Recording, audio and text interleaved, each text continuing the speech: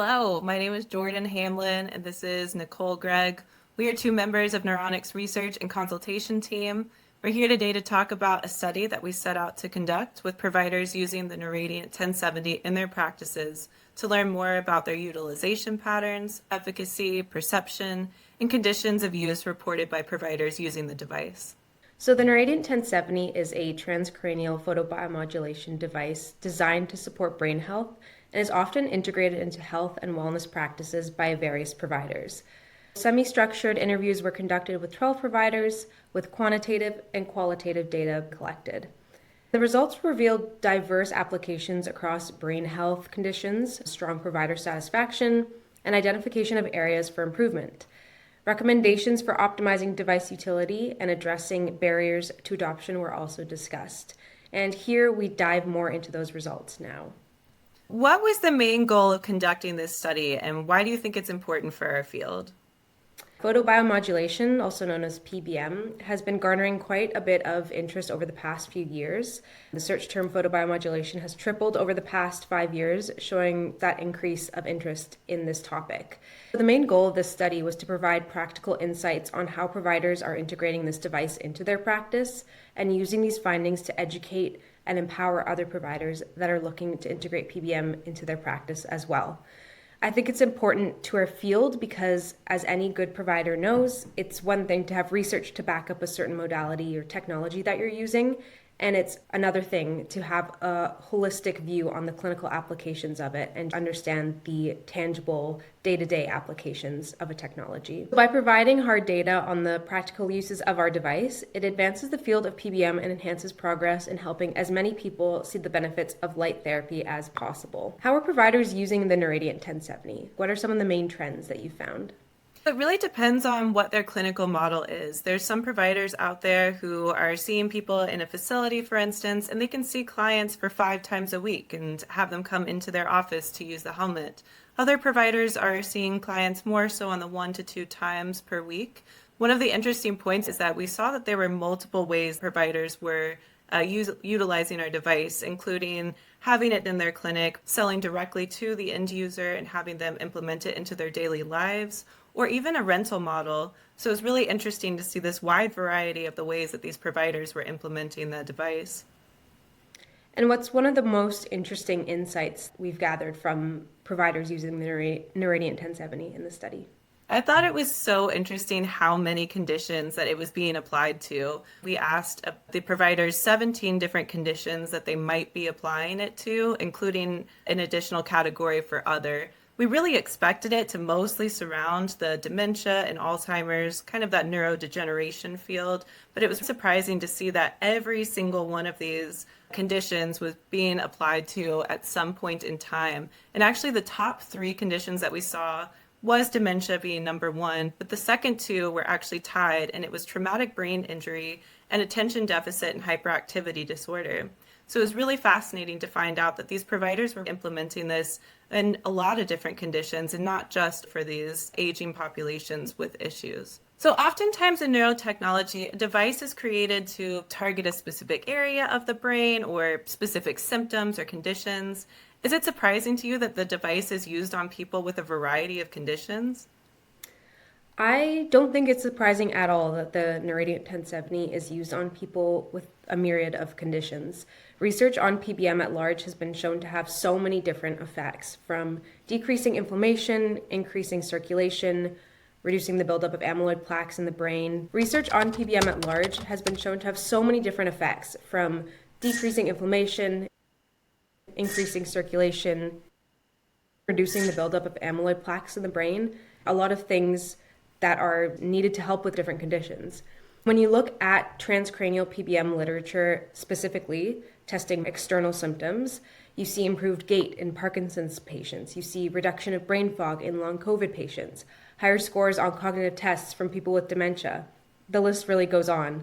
So it's not at all surprising that in a clinical setting, you see similar results. So many conditions are comorbid with one another. For example, anxiety is comorbid with chronic pain, depression comorbid with PTSD. It's important to see the whole person and not just using PBM to target one specific symptom or condition. Both feedback we've gotten from providers as well as research findings support that. One of the big things, and this was shown in our study, is that providers reported it was really easy to use, in addition into their clinic as a standalone modality, but also in combination with other modalities such as neurofeedback or hyperbaric oxygen. It was really interesting to see that they all found this was a very easy device to use. Another potential with this is that we do have to have additional education with it to help encourage this level of comfort, but all of our providers in this study had all marked that this was a very easy to use device. So how can the insights from this study support our efforts to educate the providers about photobiomodulation, since this did seem to come up a couple of times? Insights from this study support our efforts to educate providers about PBM by providing concrete examples of how providers in similar fields are using the Neuradiant 1070. One of the questions we asked providers was, how many sessions does it take to observe results from using the Neuradiant 1070? A question like this is super important for other providers. If their clients don't see results within this time frame, they can assess if they want to change the protocol, increase frequency of use, or whatever it may be. We can also learn from provider feedback about what types of protocols they're seeing the best results with certain populations. This is a question we get all the time, which is really hard to advise on because every client is so different. Nevertheless, we can likely obtain some general trends or patterns from this information. When using PBM in their practice, what did providers say were some of the challenges in integrating or just using this device in general? Well, like you said, Nicole, there's no standardization for protocols. For instance, two people with Parkinson's, they're not the same. So different things might be working better for some people versus others. Having that standardization does make it more challenging when you're trying to figure out for your particular client what's going to be the best setting. And again, the other issue with that is that lack of education, especially around these more complex issues, like these comorbid cases that you're bringing up. We're not just targeting one issue. Maybe somebody has sleep and anxiety and daytime fatigue. There's multiple things that might be going on. So it gets really hard to think about how to develop these protocols for what this specific situation is. And how do you think this study validates or challenges what we already knew about PBM and our device? It validated that there's an overall lack of research and consistency in the field of photobiomodulation. That's something at Neuronic that we really are trying to work on and improve with, is getting as much research as we can to help this education field. But the exciting parts were that clinicians find that there's results even in their clinic, whether they're seeing people once or twice a week.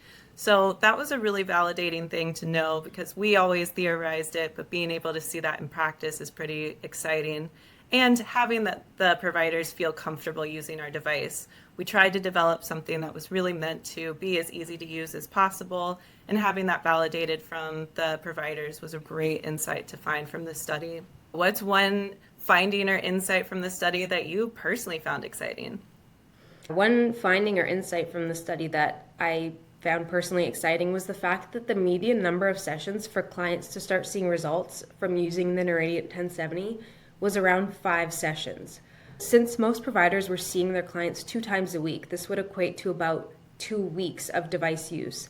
And I found this particularly exciting because of how easy this device is to use and how quickly you can see results from it. The faster you're seeing results, the more likely your client is going to stick with the sessions. Other modalities that are equally as efficacious as well can take a bit longer, and your client might get frustrated by the lack of progress. This quick turnaround is not the case for everybody. Some people may take multiple weeks to adjust their protocol, or maybe something came up in their life that set them back.